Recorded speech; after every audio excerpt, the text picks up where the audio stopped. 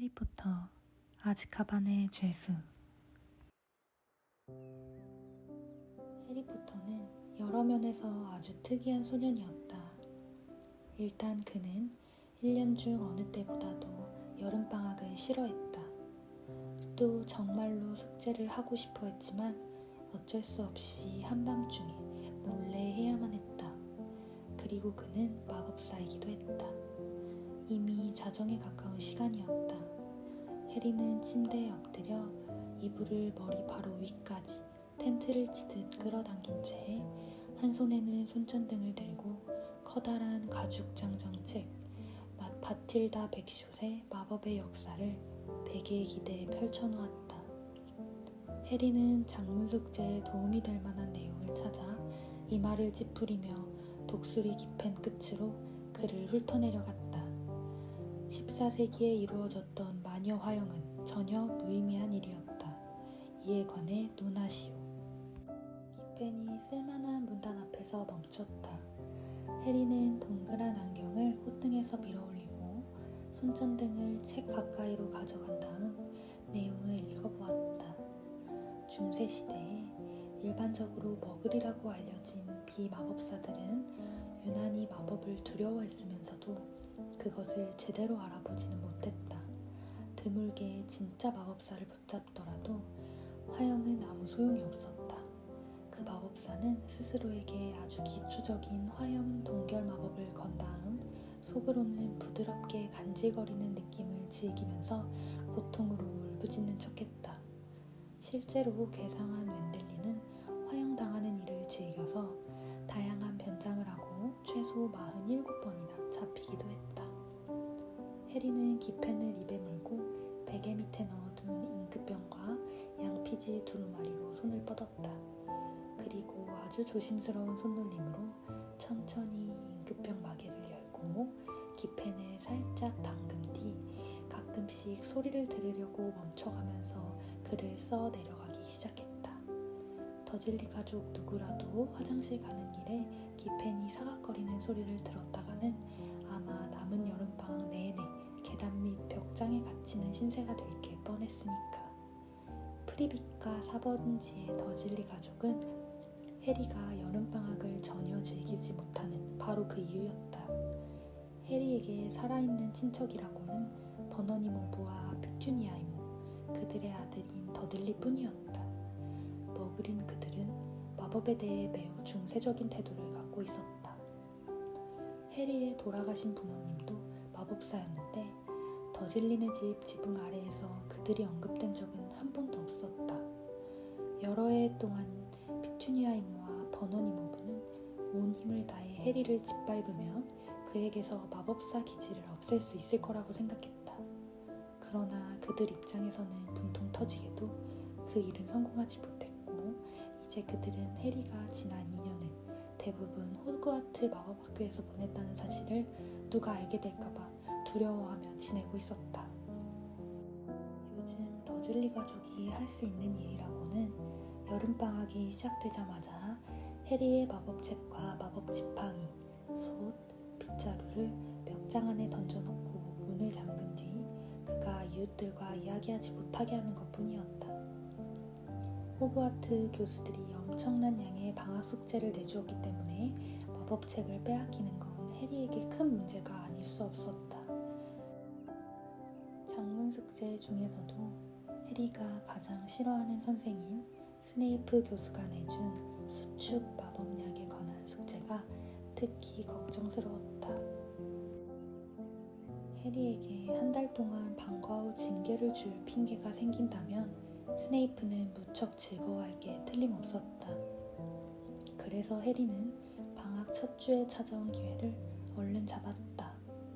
버넌 이모부와 피투니아 이모, 더들리가 앞들로 나가 이모부의 새 업무용 자동차를 구경하면서 온 동네 사람들이 알아차릴 만큼 굉장히 시끄러운 목소리로 감탄하는 사이 해리는 아래층으로 살금살금 내려가서 숨겨진 열쇠를 찾아 계단 밑 벽장문을 열고 책 몇 권을 집어다 자신의 침실에 숨겼다. 이불에 잉크 자국만 남지 않으면 더즐리 가족은 그가 한밤중에 마법을 공부한다는 사실을 결코 알 수 없을 것이다. 지금 이모모와 이모부는 이미 해리 때문에 기분이 좋지 않은 상태였으므로 해리는 되도록 그들과 부딪히지 않기를 바랐다. 방학이 시작되고 일주일 만에 해리의 마법사 친구에게서 전화가 걸려왔기 때문이었다. 호그와트에서 해리와 가장 친한 친구 중 한 명인 론 위즐리는 가족 모두가 마법사였다. 이 말은 론이 해리가 모르는 것을 많이 알고 있긴 하지만 전화는 여태껏 한 번도 써본 적이 없다는 뜻이었다. 대단히 불행하게도 론의 전화를 받은 사람은 버넌 이모부였다. 버넌 더즐리입니다. 때마침 그곳에 함께 있었던 해리는 수화기를 통해 들려오는 론의 목소리를 듣는 순간 얼어붙고 말았다. 안녕하세요. 저기요. 들리세요? 해리포터랑 얘기를 하고 싶은데요. 론이 있는 힘껏 소리를 질러대자 버넌 이모부는 화들짝 놀라면서 수화기를 귀에서 30cm는 떨어뜨리고 분노와 경계심이 섞인 표정을 지으며 눈을 부라렸다. 누구냐? 그가 전화기에 대고 소리쳤다. 너 대체 누구야? 론 위즐리요. 론은 버넌 이모부와 축구장 양끝에 서서 이야기하듯 마주 소리치고 있었다. 해리의 학교 친구예요. 버넌 이모부의 작은 눈이 그 자리에서 꼼짝도 못하고 있는 해리에게 획 돌아갔다. 해리포터란 애는 없다. 버넌 이모부가 으르렁거리듯 고함을 질렀다. 그는 폭발할까봐 겁이라도 나는지 급기야 수화기를 든 팔을 쭉 뻗고 있었다. 무슨 놈의 학교를 말하는지 모르겠구나. 다시는 연락하지 마라. 내 가족 근처에 널씬도 하지 마. 그는 독검이라도 떨어뜨리듯 수화기를 전화기에 쾅 내려놓았다. 그리고 어느 때보다도 야단스러운 윽박지름이 이어졌다. 감히 우리 집 전화번호를 그런 사람들한테, 너 같은 사람들한테 알려주다니. 버넌 이모부가 해리에게 침을 튀겨가면서 버럭버럭 소리를 질렀다. 다시는 전화를 걸지 않은 것을 보며 론은 해리가 자기 때문에 곤란해졌다는 사실을 알아차린 게 틀림없었다. 해리의 또 다른 호그와트 친구인 헤르미온느 그레인저에게서 연락이 없었다. 해리는 론이 헤르미온느에게 전화를 걸지 말라고 말했을지도 모른다고 생각했다. 그렇다면 정말 안타까운 일이었다. 해리의 학년에서 가장 머리가 좋은 마법사인 헤르미온느는 부모님이 머글이었기에 전화 사용법을 완벽하게 알고 있었고 아마도 호그와트에 다닌다는 말을 하지 않을 정도의 분별력은 충분히 갖추고 있을 테니까. 그래서 해리는 5주라는 기나긴 시간 동안 마법사 친구들에게서 어떠한 연락도 받지 못했고 결과적으로 이번 여름방학은 작년 여름방학만큼이나 견디기 힘들어지고 있었다. 단 한 가지 아주 조금 나아진 점은 있었다. 해리는 어떤 친구한테도 절대 편지를 보내지 않겠다고 맹세한 다음 밤에 올빼미 헤드위그를 밖으로 보내도 된다는 허락을 받았다. 하루 종일 새장에 갇혀있으면 헤드위그가 소란을 피웠기에 버넌 이모부가 어쩔 수 없이 항복한 것이었다. 해리는 괴상한 웬델린에 관한 이야기를 다 쓰고 잠시 숨을 죽인 채 다시 귀를 기울였다.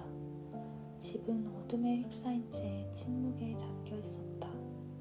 비대한 몸집의 사촌 더들리가 드르렁 드르렁 코 고는 소리만이 멀찍이서 들려오며 그 침묵을 깨뜨릴 뿐이었다. 시간이 아주 늦었을 게 틀림없었다. 피곤해서 눈이 따끔거렸다. 아마도 이 작문 숙제는 내일 밤에 끝내야 할 것 같았다. 그는 잉크병 마개를 닫고 침대 밑에서 낡은 베갯닛을 끌어당겨 손전등과 마법의 역사, 작문 숙제, 키펜과 잉크를 그 안에 집어넣은 뒤 이부자리에서 나와 그것을 침대 밑 헐거운 마룻바닥 아래에 숨겼다.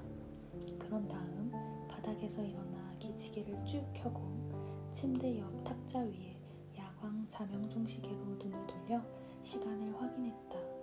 새벽 1시. 이상하게 속이 뒤틀렸다. 그는 어느새 13살이 되어 있었다. 알아차리지도 못하는 사이 1시간이 통째로 지나간 것이다. 해리의 또 한 가지 특이한 점은 자신의 생일을 거의 기대하지 않는다는 것이었다.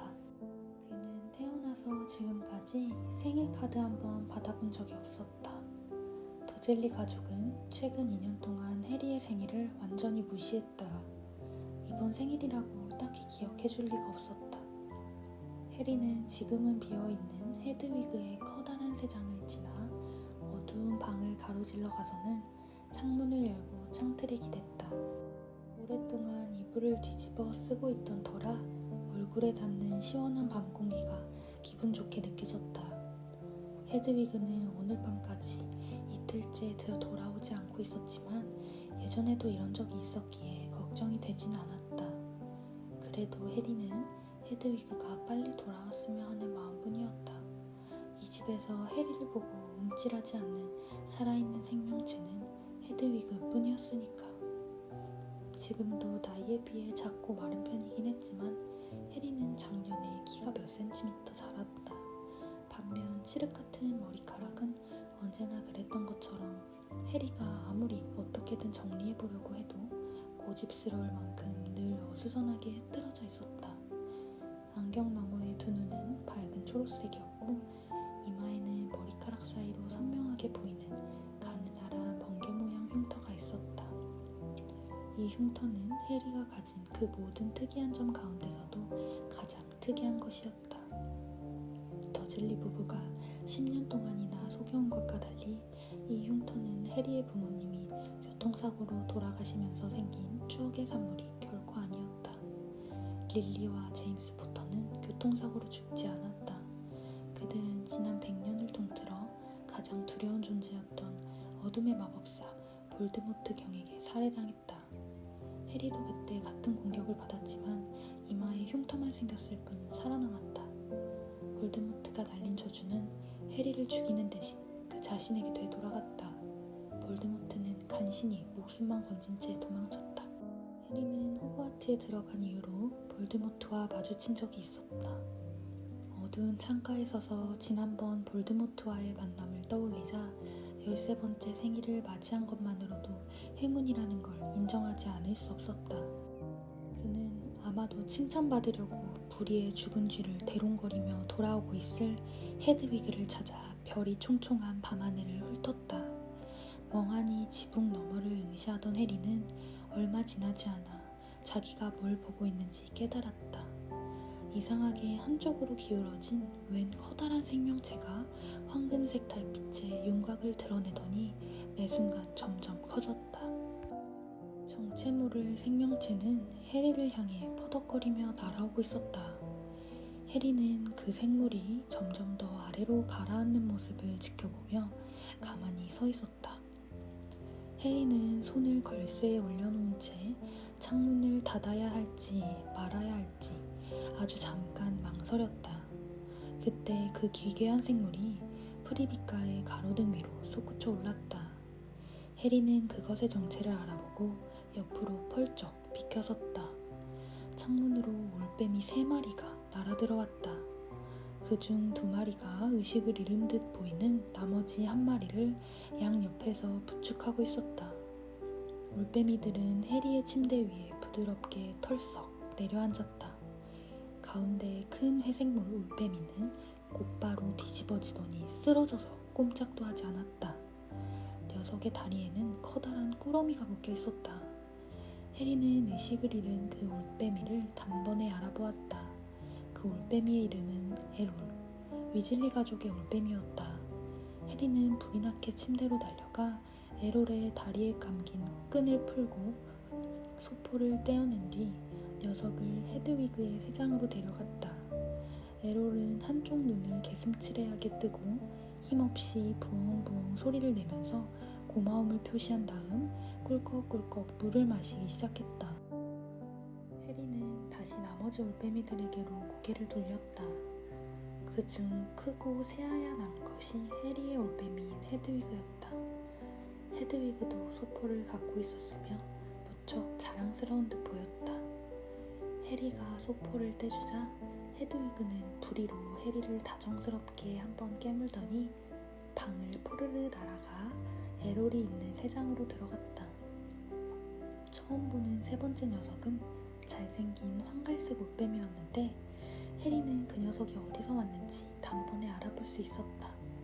세 번째 소포와 함께 호그와트 문장이 찍힌 편지를 갖고 있었기 때문이다. 해리가 우편물을 떼주자 녀석은 거드름을 피우듯 깃털을 곤두세우더니 날개를 쭉 펴고 창밖 밤하늘 속으로 날아갔다.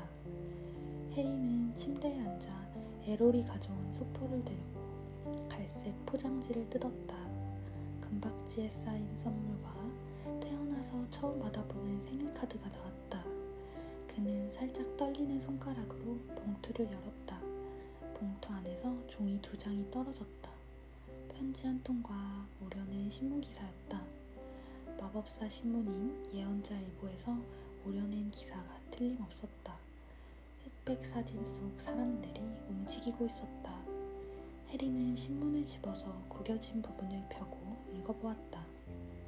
마법정부 직원 복권 1등 당첨으로 떼돈.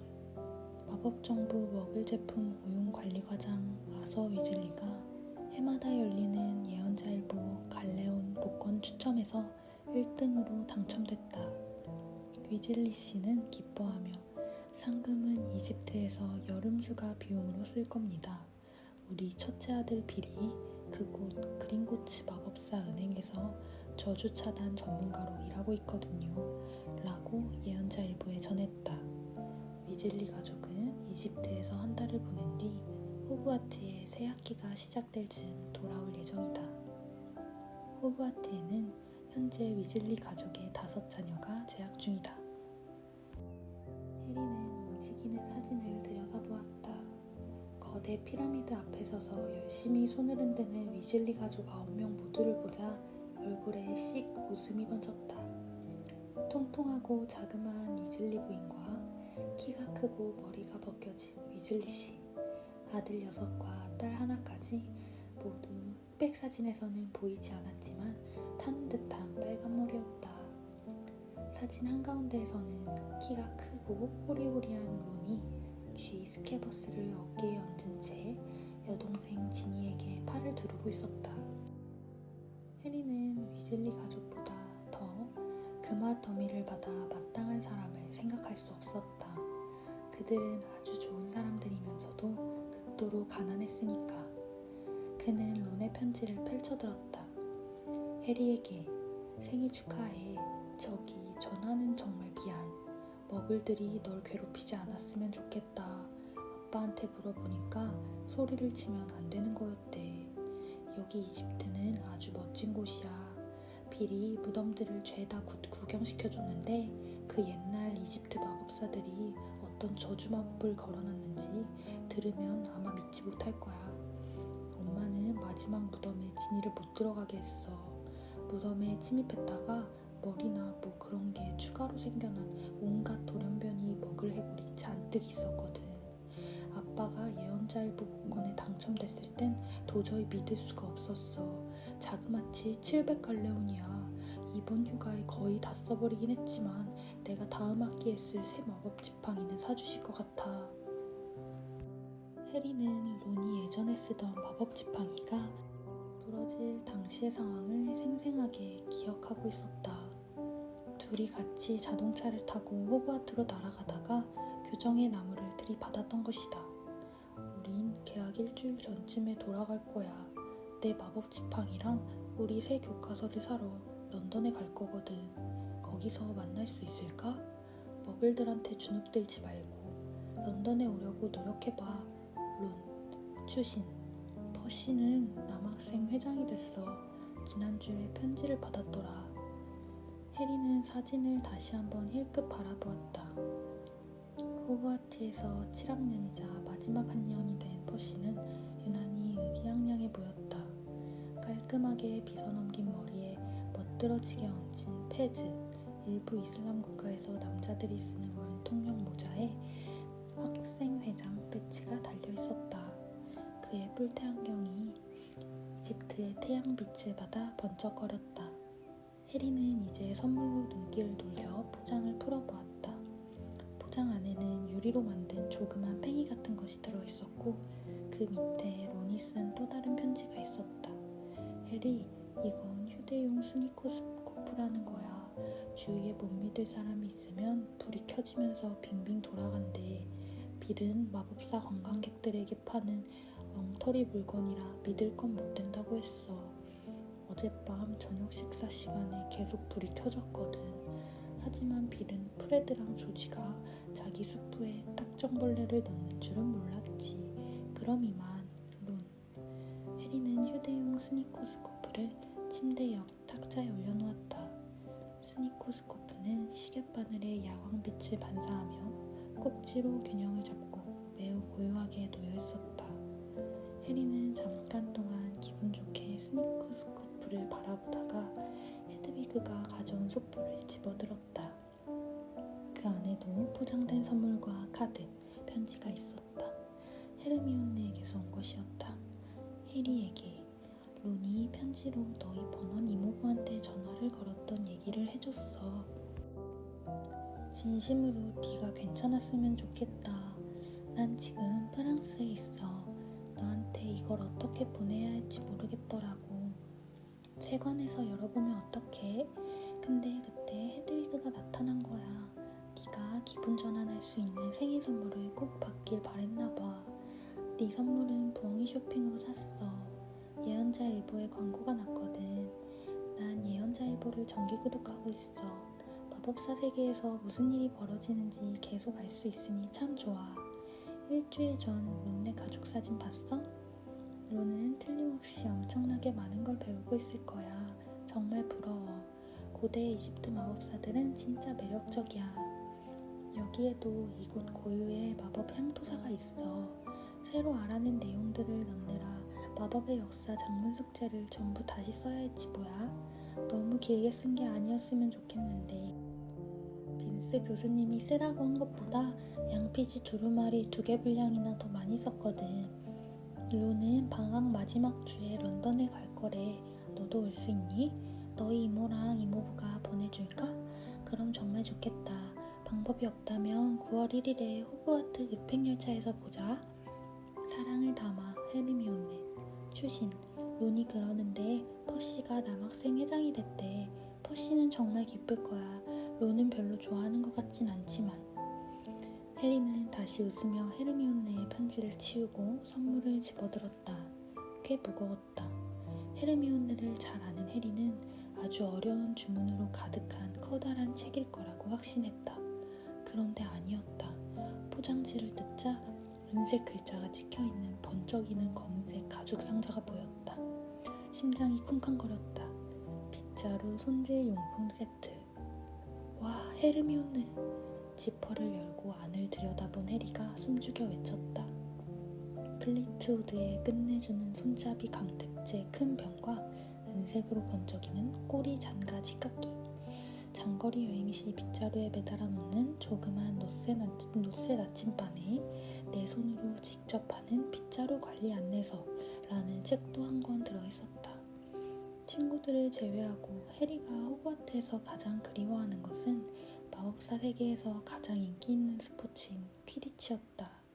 퀴디치는 빗자루를 타고 하는 굉장히 위험하면서 매우 흥미진진한 스포츠로 해리는 공교롭게도 아주 뛰어난 실력을 지닌 퀴디치 선수가 되었다.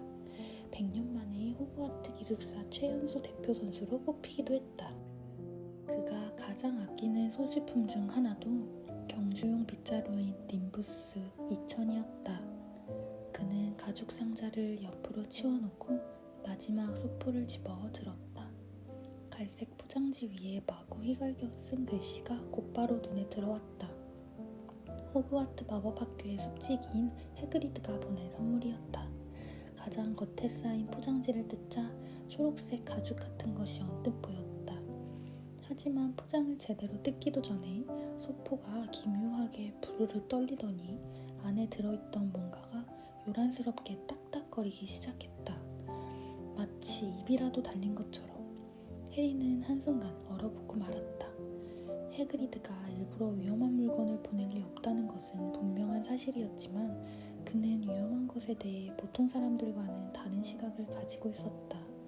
해그리드는 거대한 거미를 친구로 삼는가 하면 술집에서 만난 사람한테서 머리가 셋 달린 사나운 개를 사기도 했고, 불법적으로 구한 용의 알을 자기 오두막에 몰래 들여온 적도 있었다. 해리는 불안해하면서 손가락으로 소포를 쿡 찔러보았다. 소포가 다시 한번 시끄럽게 딱딱거렸다. 해리는 침대 옆 탁자 위에 있는 전등을 한 손에 움켜쥐고 내려칠 태세로 머리 위로 치켜들었다. 그런 다음 다른 손으로 남아있는 포장지를 잡고 확 당겼다. 그러자 책 한 권이 나왔다. 해리가 괴물들에 관한 괴물책이라는 황금색 제목이 선명하게 새겨져 있는 근사한 초록색 표지를 확인한 순간 책은 획 뒤집혀 모로서더니 마치 기괴한 개처럼 옆걸음으로 침대 위를 다름쳐갔다. 아, 이런! 해리가 중얼거렸다. 책은 요란한 소리를 내며 침대에서 굴러떨어지더니 방 저편으로 사사삭 이동했다. 해리는 살금살금 쫓아가 보았다. 책은 책상 밑 어두운 공간에 숨어 있었다. 해리는 더즐리 가족이 계속 깊이 잠들어 있기를 바라며 양손과 무릎을 바닥에 대고 책을 향해 다가갔다. 하얏! 책이 해리의 손 위에서 탁 덮이더니 다음 순간 페이지들을 펄럭이면서 그를 지나쳐 달아났다. 책은 표지로 바닥을 딛고 끊임없이 방 안을 빠르게 돌아다니고 있었다. 해리는 허둥지둥 쫓아다닌 끝에 몸을 날려 간신히 책을 깔아뭉갤 수 있었다. 옆방에서 버너니 모부가 잠결에 시끄럽게 꿍얼거리는 소리가 들렸다. 헤드위그와 에롤이 흥미롭게 지켜보는 가운데 해리는 몸부림치는 책을 양팔로 꽉 끌어안고 서랍장 쪽으로 달려가 허리띠를 꺼내서 책을 감고 단단히 조였다. 괴물들에 관한 괴물책은 화가 난 듯 부르르 떨었지만 더 이상 펄럭거리거나 깨물지는 못했다. 해리는 책을 침대에 던지고 해그리드의 카드로 손을 뻗었다. 해리에게 생일 축하한다. 다음 학기엔 이 책이 쓸모 있을 거라는 생각이 든다. 여기서는 더 이상 말하지 않으마. 만나면 얘기해줄게. 머글들이 너한테 잘해줬으면 좋겠구나. 그럼 이만. 해그리드. 깨무는 책이 쓸모 있을 거라는 해그리드의 생각에 불길함이 몰려들긴 했지만 해리는 그의 카드를 론과 헤르미온네의 카드 옆에 세워놓고 어느 때보다도 활짝 미소를 지었다. 이제 호그와트에서 온 편지만 남았다. 편지가 평소보다 두껍다는 것을 알아챈 해리는 봉투를 뜯어 안에 들어있던 양피지 첫 장을 꺼내 읽어보았다. 포터분에게 9월 1일에 새 학기가 시작될 예정이니 유념하길 바랍니다.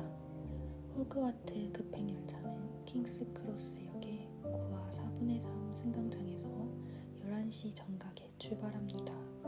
3학년 학생들은 정해진 주말에 호그스미드 마을을 방문할 수 있습니다. 동봉한 허가서에 부모님 또는 보호자의 서명을 받아오시기 바랍니다. 다음 학기 교과서 목록을 동봉합니다. 교감, 맥고나걸 교수드림. 해리는 호그스미드 방문 허가서를 꺼내서 한동안 바라보았다. 더 이상 웃음이 나오지 않았다. 주말에 호그스미드를 방문하는 것은 정말 멋진 일일 것이다. 해리는 호그스미드가 마법사들만 사는 마을이라는 사실은 알았지만 그곳에 가본 적은 한 번도 없었다. 하지만 도대체 어떻게 버너니 모부나 피투니아 이모를 설득해 허가서에 서명을 받는단 말인가. 그는 자명종 시계를 확인했다. 어느새 새벽 2시였다. 해리는 호그스미드 허가서에 대한 걱정은 일어나서 하기로 하고 다시 침대로 들어갔다. 그리고 호그와트로 돌아갈 때까지 남은 날을 거꾸로 헤아리며 손을 뻗어 직접 만든 표에서 또 하루를 지웠다. 그런 다음 그는 안경을 벗고 뜬눈으로 생일카드 3장을 마주보고 누웠다. 또래 소년들과 다르게 굉장히 특이한 존재인 해리포터도 그 순간만큼은 다른 모두와 똑같은 기분을 느꼈다. 그는 생전 처음으로 오늘이 생일이어서